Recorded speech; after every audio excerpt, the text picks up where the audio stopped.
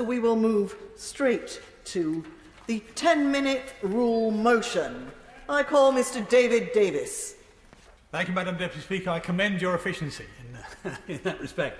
Madam Deputy Speaker, I beg to move that leave be given to bring in a bill to place a duty on universities to promote freedom of speech, to make provision for fining universities that do not comply with that duty, and for connected purposes. The principal reason that our kingdom is a great nation can be encompassed in one word: freedom. Freedom of action, freedom of assembly, freedom of thought, freedom of belief, freedom of speech, freedom under the law. And of all these freedoms, the most precious is freedom of speech. It's been fundamental to the development of our culture, our society, our literature, our science, and our economy. Indeed, our national wealth today owes more to the free exchange of ideas than to the exchange of goods.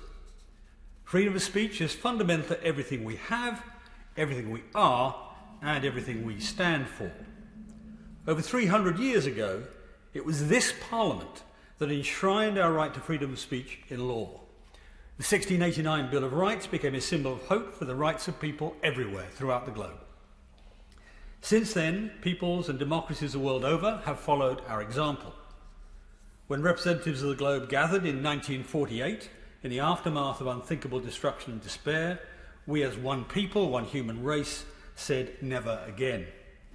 Fundamental to this united course of humanity was Article 19 of the Universal Declaration of Human Rights.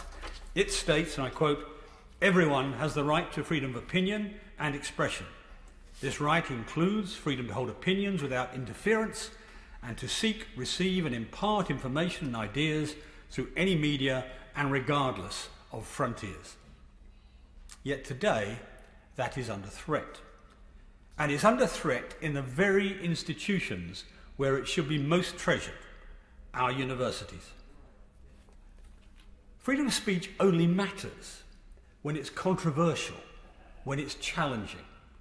That's why the greatest characterization of free speech is that attributed to Voltaire by his biographer, who said, "I may disagree with what you say, but I'll fight to the death for your right to say it." In one version, it was notably, "I may detest what you say, but I'll fight to the death for your right to say it." Voltaire understood that creativity and progress in a society depend upon acts of intellectual rebellion, of dissent, of disagreement, of controversy, no matter how uncomfortable.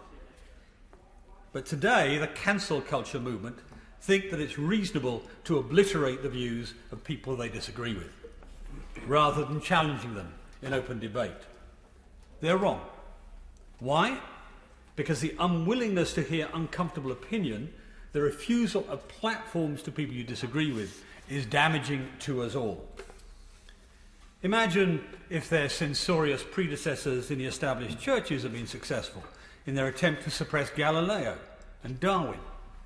People would still believe the earth was the centre of the universe, or that the human species was created on the sixth day from clay. Of course, the ideas were ridiculous, but such falsehoods were only conquered through the freedom to speak truth to power, to shine light in the dark, the ability to advocate for science and reason. Today, there is a corrosive trend in our universities that aims to prevent anybody airing ideas that groups disagree with or would be offended by. And let's be clear, this is not about protecting delicate sensibilities from offence. It's about censorship. We can protect your own sensibilities by not going to the speech. After all, nobody is compelled to listen. But when you either explicitly or indirectly no platform, Amber Rudd, Germaine Greer, Peter Tatchell, Peter Hitchens and others, you're not protecting yourself. You are denying others the right to hear these people and even perhaps to challenge what they say. Let us repeat our mind experiment, our conjecture in a modern context.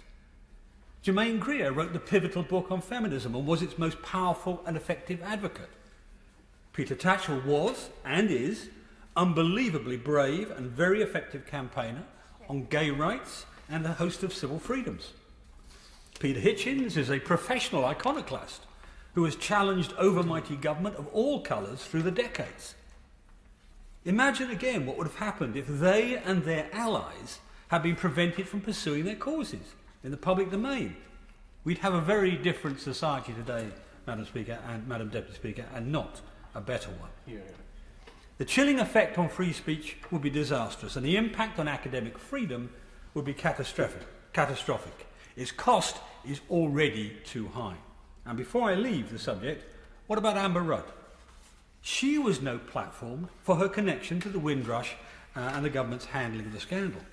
Yet this was a whole year after she'd been explicitly cleared by an investigation which found she'd not been supported as she should be by the Home Office.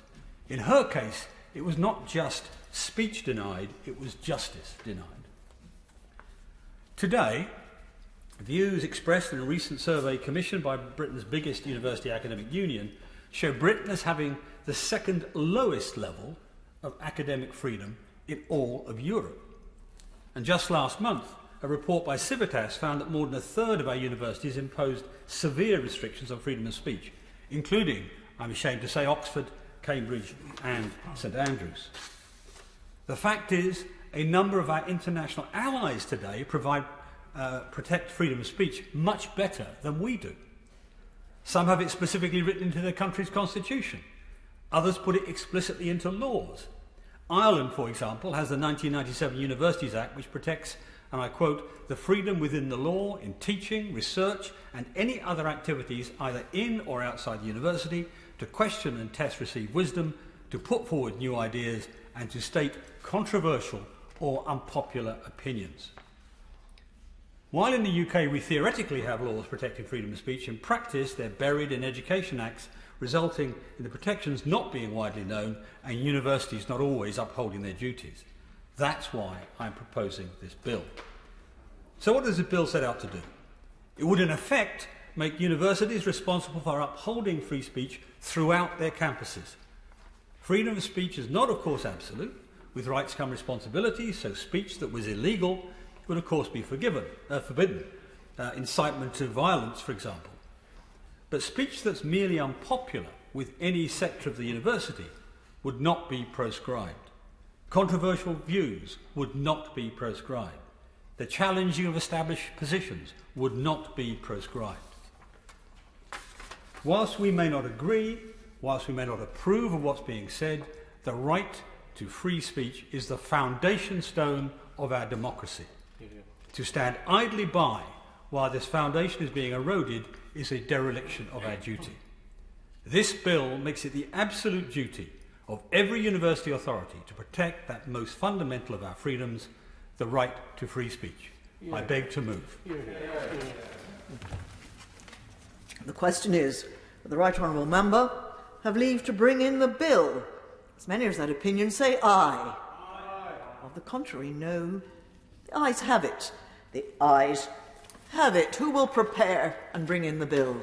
Madam Deputy Speaker, Robert Halfon, Esther McVeigh, Chris Green, Mrs Heather Wheeler, Ben Bradley, James Grundy, Andrew Lewis, Craig McKinley, James Sunderland, Lee Anderson, Philip Davis and myself, Madam Deputy Speaker.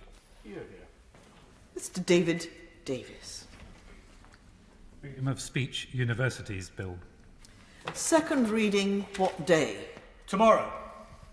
Tomorrow. Thank you.